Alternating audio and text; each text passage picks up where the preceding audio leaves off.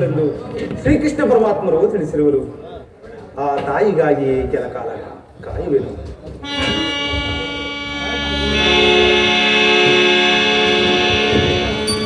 ಅದು ನನ್ನ ತಾಯಿಯವರು ಇತ್ತಲೇ ಬರುತ್ತಿರುವರು. ಅಮ್ಮ, ಇದೋ ನಿನಗೆ ನಮಸ್ಕರಿಸುವ ತಾಯಿ. ಕೀರ್ತಿಶಾಲಿಯಾದ ಪುತ್ರ. ಅಮ್ಮ, ಎಂತಹ ಕೀರ್ತಿಯ ಮಾನವರು. ನಾನು ಹುಟ್ಟಿದ ಕೂಡಲೇ ನನ್ನನ್ನು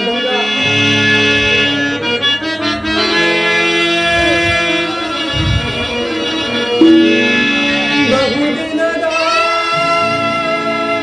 ಬಯಕೆ ಪರಿಸಿದಮ್ಮ.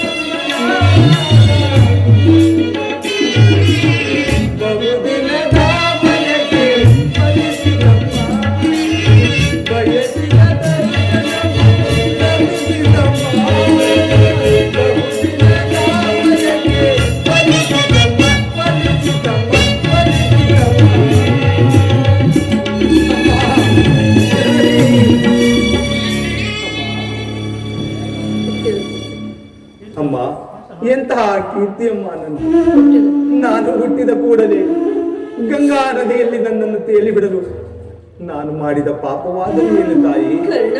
ಅಯ್ಯೋ, ಅಲ್ಲಿದ್ದ ಜಲಚರಗಳು ಸಹ ಈ ಪಾಪಿಯ ದೇಹವನ್ನು ತಿನ್ನದೆ ಬಿಟ್ಟವಲ್ಲ. ಕಾಡಿನಲ್ಲಿರುವ ಕ್ರೂರ ಮೃಗಗಳು ತಮ್ಮ ತಮ್ಮ ಮರಿಗಳನ್ನು ಎಷ್ಟೋ ಮಮತೆ ಪ್ರೀತಿ ವಾತ್ಸಲ್ಯದಿಂದ ಸಾಕಿಸಲು ಹೀಗಿರುವಾಗ ಈ ಪ್ರಪಂಚವೆಲ್ಲ ನನ್ನನ್ನು ಸೂತ ಹೀನ ಕುಲದವನೆಂದು ಹೀಹಾರಿಸುತ್ತಿರುವಾಗ ನಿನ್ನದೊಂದೇ ಒಂದು ಮಾತಿನಿಂದ ನನ್ನೆಲ್ಲ ಪರಿಹರಿಸಬಹುದಿತ್ತಲ್ಲ ತಾಯಿ. ಏಕಮ್ಮ ಸುಮ್ಮನಾದೆ ಅಮ್ಮ, ಏಕಮ್ಮ ಸುಮ್ಮನಾದೆ. ಹೋಗಲಿ ಬಿಡುತ್ತಾರೆ. ನೀನು ನನ್ನ ಹೆತ್ತ ತಾಯಿ, ದೈವಕ್ಕೆ ಸಮಾನಳು. ನಿನ್ನನ್ನು ದೂಷಿಸಿದರೆ ನಾನು ಪರಮ ಪಾಪಿಯಾಗುವೆನು. ಇಷ್ಟು ದಿನದ ಮೇಲಾದರೂ ಮಗನೆಂಬ ನೆನಪು ಬಂದಿತಲ್ಲ, ಕರುಣೆ ತೋರಿದೆಯಲ್ಲ ಅಮ್ಮ. ಈ ಉಪಕಾರದ ಭಾರವನ್ನು ನಾ ಹೇಗೆ ತಾನೇ ತೀರಿಸಲಿ ತಾಯಿ? ಅಮ್ಮ, ಹೇಳಮ್ಮ.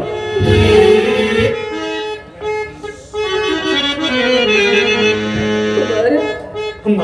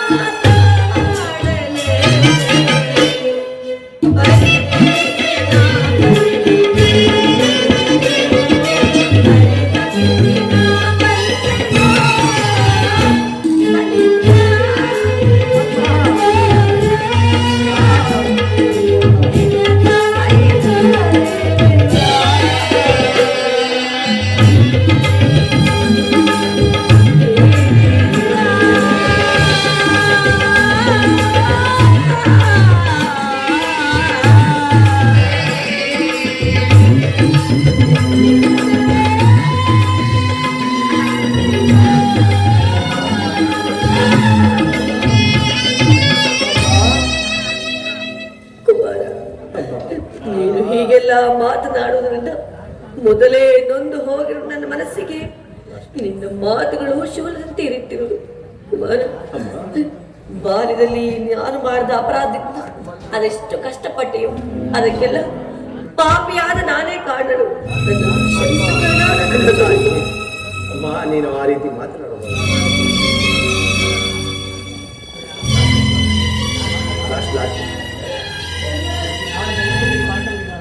ಕುಮಾರ, ನಾಳೆದಲ್ಲಿ ಪಾಂಡವರೇನಾದ್ರು ನಿನಗೆ ಎದುರಾದ್ರೆ ಅವನು ಕೊಲ್ಲಬೇಡ ಮಗನೇ, ಅವನು ಉಳಿಸಿಕೊಂಡ. ಅಮ್ಮ, ಆಗಬಹುದು.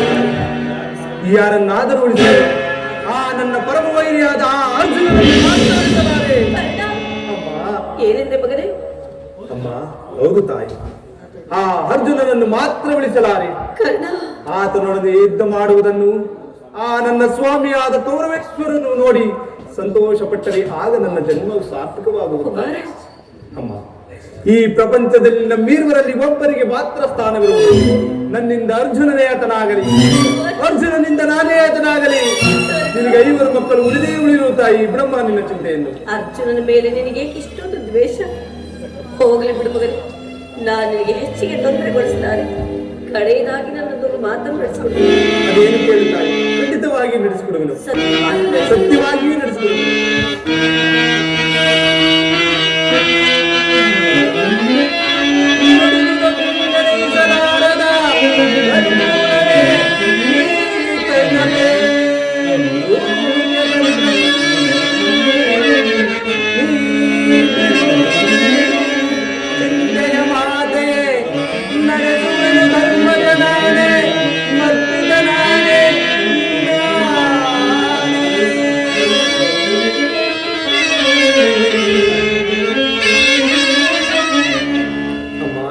ಕುಮಾರ, ಧರ್ಮಜ ನಾಣೆಯು ಮರ್ಪಿತ ನಾಣೆಯು ನಿನ್ನಾಣೆಯು ನಡೆಸಿಕೊಡುವಂತ ತಾಯಿ, ಅದೇನು ಕೇಳು ತಾಯಿ. ಕುಮಾರ, ಆಯುಷ್ಯದವ್ರು ಎಲ್ಲಿಯಾದ್ರೂ ಬದುಕೊಳ್ಳಲಿ, ಹೆತ್ತ ಹುಟ್ಟಿಯದೇ ಸಂತೋಷ. ನಾಳೆ ಯುದ್ಧ ರಂಗದಲ್ಲಿ ಅಮ್ಮ, ಯುದ್ಧ ಮಾಡುವಾಗ ಯುದ್ಧ ಮಾಡುವಾಗ ನಾಳೆ ಯುದ್ಧ ರಂಗದಲ್ಲಿ ಯುದ್ಧ ಮಾಡುವಾಗ ದೊಡ್ಡ ಬಾಣವನ್ನು ಏ ಸುಯೋಧನ, ಈಗಲೇ ನೀನು ಕೆಟ್ಟೆ. ಇಂದ್ರನು ಮೋಸದಿಂದ ನನ್ನ ವಜ್ರ ಕವಚವನ್ನು ಅಪಹರಿಸಿದನು. ನಿನ್ನ ದುರಾದೃಷ್ಟಕ್ಕೆ ಸರಿಯಾಗಿ ವಿದುರನು ತುಂಬಿದ ಸಭೆಯಲ್ಲಿ ಬಿಲ್ಲನ್ನು ಮುರಿದು ಬಿಸಾಡಿದನು. ಶ್ರೀಕೃಷ್ಣ ಪರಮಾತ್ಮನು ನನ್ನ ಜನ್ಮ ವೃತ್ತಾಂತವನ್ನು ತಿಳಿಸಿ ನನ್ನ ಹೃದಯದ ದೈತ್ಯ ಸ್ಥೈರ್ಯವನ್ನೇ ಕಿತ್ತುಕೊಂಡನು. ಹೀಗಿರುವಾಗ ನನ್ನ ಹೆತ್ತ ತಾಯಿಯು ದೊಡ್ಡ ಬಾಣ ಪುನಃ ತೊಡಬೇಡವೆಂದು ವಾಗ್ದಾನ ಪಡೆದಳು. ಅಯ್ಯೋ, ದೈವಾನುಕೂಲ ಇಲ್ಲದವರು ಬದುಕಿದ್ದೂ ಸತ್ತಂತೆ. ಅಮ್ಮ, ಕುಮಾರ, ನಿಮ್ಮೆಲ್ಲರ ಇಚ್ಛೆ ಇದ್ದಂತಾಗಲಿ ತಾಯಿ. ಇನ್ನು ಈ ಯುದ್ಧದಲ್ಲಿ ನಮಗಂತೂ ಜಯವಿಲ್ಲ. ಶ್ರೀಕೃಷ್ಣ ಪರಮಾತ್ಮನ ಕುಟಿಲೋಪಾಯವು ಫಲಿಸಿತು. ಇನ್ನು ನೀನು ಹೋಗಿ ಬಾ ತಾಯಿ. ಕುಮಾರ, ನೀನು ಕೊಟ್ಟ ಭಾಷೆಯಲ್ಲಿ ಸಂದೇಹವಿಲ್ಲ ತಾಯಿ. ಇಲ್ಲ ತಾಯಿ, ಸಂದೇಹ ಪಡಬೇಡಮ್ಮ.